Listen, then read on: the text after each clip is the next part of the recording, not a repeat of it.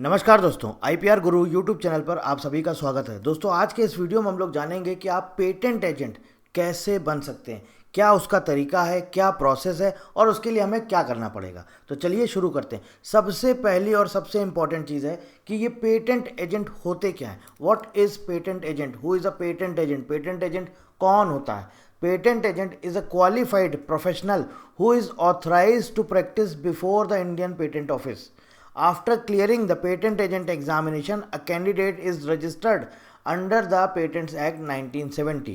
की रिस्पॉन्सिबिलिटीज़, अब आप इसको थोड़ा सा डिटेल में समझिए। पेटेंट एजेंट मतलब मान लीजिए सपोज आपने कोई इन्वेंशन किया, आप उसका पेटेंट कराने जा रहे हैं, तो आप पेटेंट कराने कहाँ पर जाएंगे। आप जाएंगे, या तो दो तरीके हैं, या तो ऑनलाइन प्रोसेस है, आप सीधे डायरेक्ट वेबसाइट पर ऑनलाइन अप्लाई कर दीजिए और आप पेटेंट के लिए अप्लाई कर दीजिए। एक मेथड ये है। दूसरा मेथड ये है कि आप ऑफलाइन जा सकते हैं, आप पेटेंट एजेंट को कॉन्टैक्ट कर सकते हैं। ज़्यादातर लोग यही मेथड अपनाते हैं। क्यों अपनाते हैं? जिससे कि गलतियां या एरर्स कम से कम हो। क्योंकि आप ऑनलाइन अप्लाई करेंगे तो आपको बहुत सारी चीज़ें नहीं पता होती, बहुत सारे फॉर्म्स ऐसे होते हैं, कॉम्प्लिकेटेड होते हैं, स्पेसिफिकेशन होता है, ड्राफ्टिंग करनी पड़ती है, बहुत सारी चीज़ें कॉम्प्लिकेटेड होती हैं। तो कई सारे लोगों को समझ में नहीं आता है, इसलिए क्या करते हैं, वो कांटेक्ट करते हैं पेटेंट एजेंट को और उनके थ्रू अपना काम करवाते हैं। तो पेटेंट एजेंट यही काम करते हैं, who is authorize to practice before the Indian patent office. अब की रिस्पॉन्सिबिलिटीज़, इनके क्या क्या काम होते हैं। ड्राफ्ट पेटेंट स्पेसिफिकेशन, मतलब बेसिकली आप ये समझिए कि सीधे सीधे अगर आपने कोई इन्वेंशन किया, आपको उसका पेटेंट रजिस्टर कराना है, तो आप जाएंगे पेटेंट एजेंट के पास, वो आपका सारा काम करेंगे। वो पेटेंट एप्लीकेशन आपकी फाइल करेंगे, आपका जो है स्पेसिफिकेशन ड्राफ्ट करेंगे और जो आपकी एग्जामिनेशन रिपोर्ट होती है उसको रिस्पॉन्ड करेंगे। साथ ही साथ जो भी आपका ऑब्जेक्शन आएगा उस पर भी रिस्पॉन्ड करेंगे।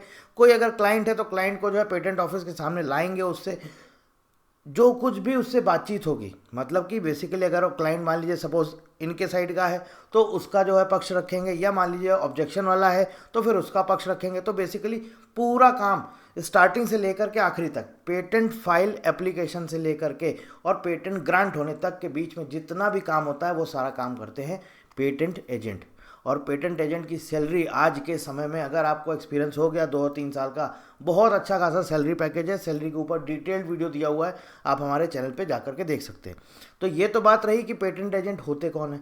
अब हम शुरुआत करते हैं। जैसे मान लीजिए सपोज कोई बिगिनर है या वह फर्स्ट टाइम एग्जाम दे रहा है, जिसको कुछ भी इन्फॉर्मेशन नहीं है, तो उसको ये जानना बहुत ज़रूरी है कि पेटेंट एजेंट बनते कैसे हैं।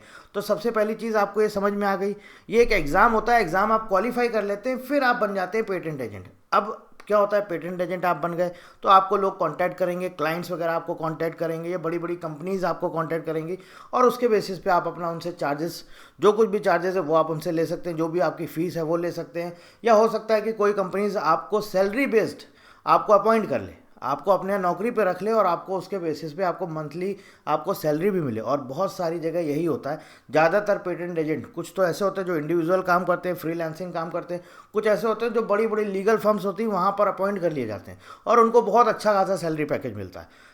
अब बात करते हैं कि आखिर आप इसके लिए कैसे तैयारी कर सकते हैं, कैसे इसका क्या प्रोसेस है। सबसे पहली और सबसे इंपॉर्टेंट चीज़ आपको ये जानना होगा कि आप इसके लिए, इस एग्ज़ाम के लिए एलिजिबल है या फिर नहीं है।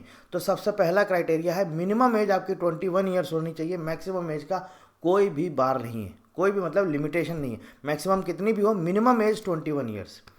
इसके साथ साथ ग्रेजुएशन की जो आपकी डिग्री होनी चाहिए दोस्तों, वो साइंस या फिर इंजीनियरिंग या फिर टेक्नोलॉजी में होनी चाहिए। और यहाँ पे लिखा हुआ है law degree is not mandatory. अगर आपके पास लॉ डिग्री है आप अप्लाई नहीं कर सकते, बशर्ते अगर आपके पास साइंस इंजीनियरिंग टेक्नोलॉजी की डिग्री, इसके साथ अगर आपके पास लॉ डिग्री है तब आप अप्लाई कर सकते हैं। और ये लॉ डिग्री मैंडेटरी नहीं, लॉ डिग्री का यहाँ पर कोई रोल नहीं है, इसका यहाँ पर कोई रोल नहीं। क्योंकि बहुत सारे कैंडिडेट ये मेरे से क्या बोलते हैं, मैसेजेस करते हैं या कांटेक्ट करते हैं, तो पूछते हैं कि सर मेरे पास ये डिग्री है तो क्या मैं एलिजिबल हूँ क्या। नहीं, साइंस इंजीनियरिंग टेक्नोलॉजी मतलब कि बीएससी हो गया आपका, एमएससी हो गया आपका, बी फार्मा हो गया, एम फार्मा हो गया, बी बीटेक हो गया, एमई एमटेक हो गया, ये लोग हैं तो आप अप्लाई कर सकते हैं। ठीक है, ग्रेजुएट डिग्री चाहिए इसमें, ये ध्यान रखिएगा। ठीक है, ऐसा नहीं कि आपने जो है क्या बोलते हैं बीए कर लिया उसके बाद एमएससी कर लिया, वो तो पॉसिबल ही नहीं है। लेकिन ग्रेजुएशन डिग्री जो है आपकी वो चाहिए, आपकी साइंस में, इंजीनियरिंग में, टेक्नोलॉजी में, और मिनिमम एज 21 ईयर्स। सो पहला स्टेप है आपका एलिजिबिलिटी क्राइटेरिया। आप अगर एलिजिबल हैं, आप ये क्राइटेरिया फुलफिल कर रहे हैं, आप एलिजिबल हैं, तो अब चलते हैं नेक्स्ट स्टेप पे, which is second step. Second step क्या होता है, अब आपको अप्लाई करना है। आपको ये जानना है कि पेटेंट एजेंट एग्जाम के लिए हमको अप्लाई करना है। तो अभी 2027 को जो आपका ऑनलाइन रजिस्ट्रेशन स्टार्ट होगा, ये आपका 15 जून 2027 से होगा। ठीक है, ऑनलाइन फॉर्म, ऑनलाइन लिंक आपका इसका अवेलेबल हो जाएगा, आप डायरेक्ट लिंक आपको मिल जाएगा, आप जा करके वहाँ से अप्लाई कर सकते हैं। और इसके रिगार्डिंग जब ये आपका लिंक ओपन होगा तब हम आपको डिटेल में इसका वीडियो भी दे देंगे कि कैसे आपको अप्लाई करना है। तो सेकेंड स्टेप है, आपको इसके लिए पहली चीज़ आपने देख लिया, आप एलिजिबल है। सेकेंड स्टेप है, आपको इस एग्ज़ाम के लिए अप्लाई करना है। अब अप्लाई जब आप करेंगे तो आपको ये पता होना चाहिए इस एग्ज़ाम में आता क्या है। तो इस एग्ज़ाम में आपके 3 स्टेजेस होते हैं। पेपर 1 होता है 100 मार्क्स का, ऑब्जेक्टिव होता है। पेपर 2 भी होता है आपका 100 मार्क्स का, ये डिस्क्रिप्टिव होता है। और उसके बाद थर्ड होता है वाइवा या इंटरव्यू बोलिए 50 मार्क्स का। ठीक है, इसके बाद आता है आपका थर्ड स्टेप। अब आपने एग्ज़ाम देख लिया, आपने देख लिया कि हमें इसके लिए अप्लाई करना है। अब आप इसके लिए तैयारी कैसे करेंगे? तो तैयारी करने के लिए सबसे और मोस्ट इंपॉर्टेंट चीज़ है कि आपको इसका एग्जामिनेशन पैटर्न ज़रूर पता होना चाहिए। एग्जामिनेशन पैटर्न, तो पैटर्न ये आपके सामने है।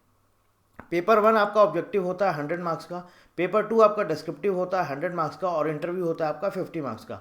तो टोटल मार्क्स हम यहाँ पर देखें दोस्तों कितने होते हैं, 250। ठीक है, और इसमें पासिंग क्राइटेरिया कितना है, 150 मार्क्स, 60%। ओवरऑल टोटल आपको 150 मार्क्स चाहिए, प्लस इंडिविजुअल सब में पासिंग मार्क्स आपका 50% है। इसमें भी 50%, इसमें भी 50%, इसमें भी 50%।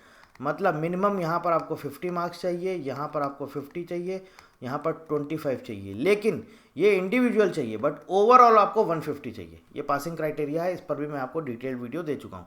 अब पेपर 1 की बात करें तो देखिए यहाँ पर पेपर 1 आपका पूरा 100 मार्क्स का ऑब्जेक्टिव रहता है।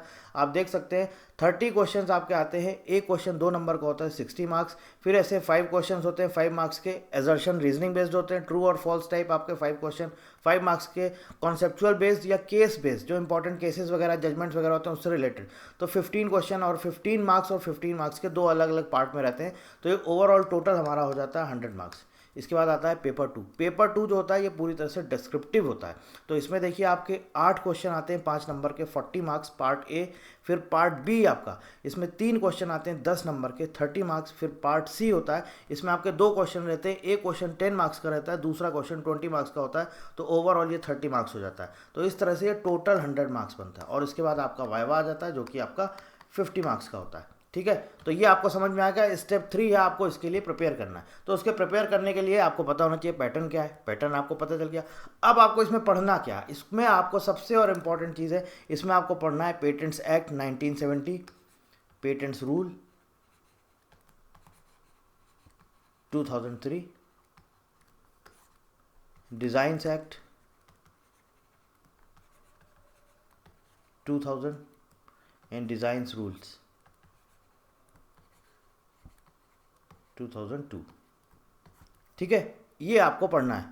अब देखिए इसके साथ साथ आपको ये पूरा अच्छे से पढ़ना है। बेयर एक्ट मिलता है, आप चाहें तो इसको जो है आप इसकी क्या बोलते हैं हार्ड कॉपी भी मार्केट में भी मिल जाती है। आप अगर चाहें तो पीडीएफ से पढ़ सकते हैं, तो आप पीडीएफ से पढ़ सकते हैं, या ऑनलाइन भी आप कोई भी बुक परचेज कर सकते हैं।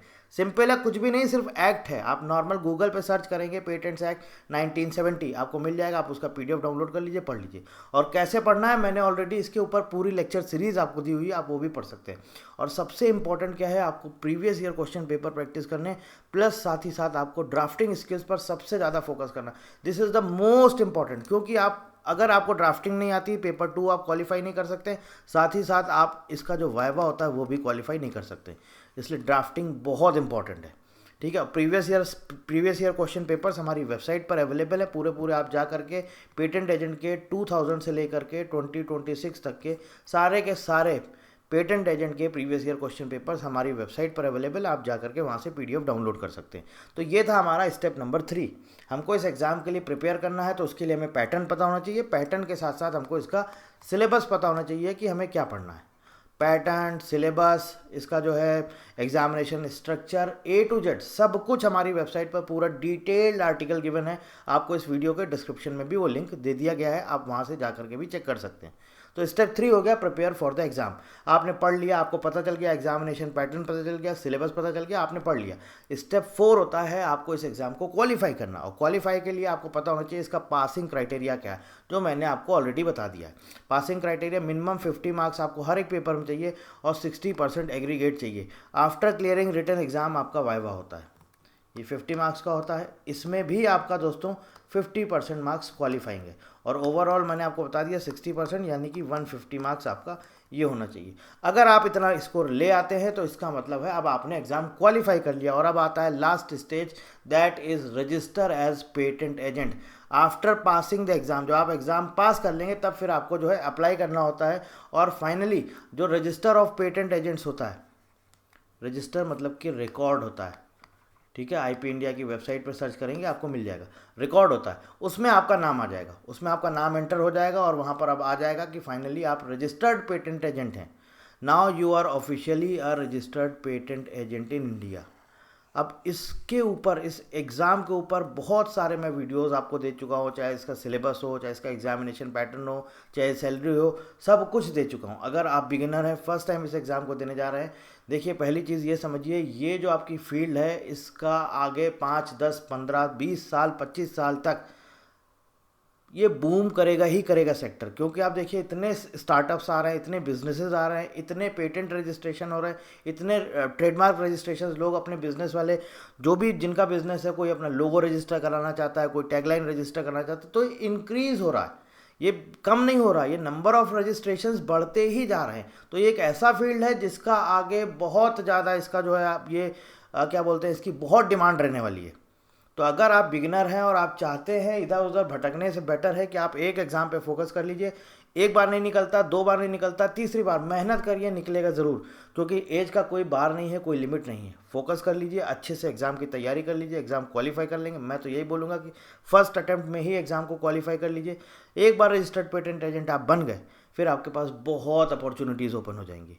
और फिर मैं आपको वो भी बताऊंगा आपके पास कौन कौन सी अपॉर्चुनिटीज़ आएंगी, आप कैसे किस तरह से क्लाइंट को कांटेक्ट कर सकते हैं, कैसे कंपनीज़ को कांटेक्ट कर सकते हैं, कैसे आप जो है पैसे अर्न कर सकते हैं, वो भी मैं आपको आगे डिटेल में बताऊंगा। बाकी कुछ पूछना चाहते हैं तो वीडियो के नीचे कमेंट करके पूछ सकते हैं। और जितने भी इंपॉर्टेंट डॉक्यूमेंट्स हैं, चाहे वो पीडीएफ हो, प्रीवियस ईयर क्वेश्चन पेपर, चाहे वो स्टडी नोट से रिलेटेड पीडीएफ हो, सब कुछ हमारी वेबसाइट पर अवेलेबल है या धीरे धीरे अवेलेबल करा दिया जाएगा। तो आप हमारी वेबसाइट रेगुलर विजिट करते रहिए, साथ ही साथ सोशल मीडिया अकाउंट पर भी एक्टिव रहिए, वहाँ पर भी हम सारे आपको इंपॉर्टेंट अपडेट्स देते रहते हैं। So thank you very much and thank you for watching.